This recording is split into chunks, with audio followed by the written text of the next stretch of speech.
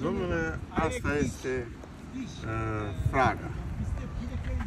Cumnata mea Fraga, care a murit bărbatul de mulți ani, ea nu mai a avut femeie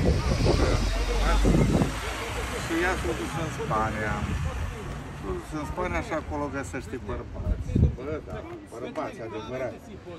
Că ea au cam dus lipsă de bărbați, că nu putea decât tată. Și cu ocazia asta, înțeles?